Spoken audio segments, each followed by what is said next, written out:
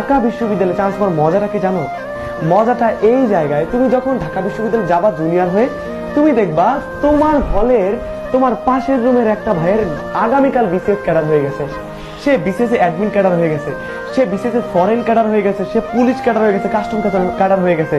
কাজ থেকে তুমি দেখবা এত সুন্দর সাফল্য।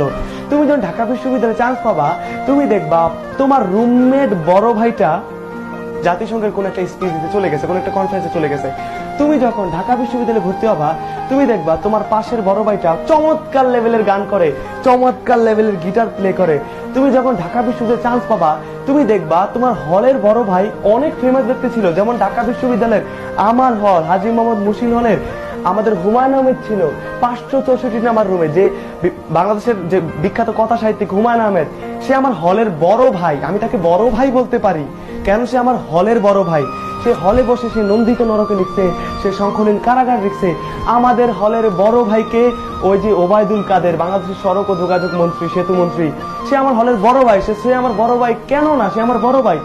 আমার হলের বড় ভাই, আমি জোর দিয়ে বলতে পারি কে, আর যে কিবরিয়া, আর যে অর্ক, আর যে নীরব, আমি বলতে পারি তাদের মতো হওয়ার স্বপ্ন দেখতে পারি, খুব কাছ থেকে তাদের সাফল্যগুলো দেখতে পারি, তারা কি কি করেছে জানতে পারি। তুমি ঢাকা বিশ্ববিদ্যালয়ে ভর্তি হলে দেখো সবগুলো সভা, সেমিনার, গুরুত্বপূর্ণ টক শো, সিম্পোজিয়াম, লাইভ সব ঢাকা বিশ্ববিদ্যালয়ে হচ্ছে, পাবলিক বিশ্ববিদ্যালয়গুলোতে হচ্ছে।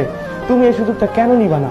অনেকে মনে করো, অনেকে আমাকে কমেন্ট করে বলো, ভাইয়া ঢাকা বিশ্ববিদ্যালয়ে চান্স পায় কি জীবনের একমাত্র কিছু, নাহলে কি জীবন শেষ? না, জীবন এখানে শেষ না, কিন্তু চমৎকার এই সুযোগটা তুমি কেন নিবা না?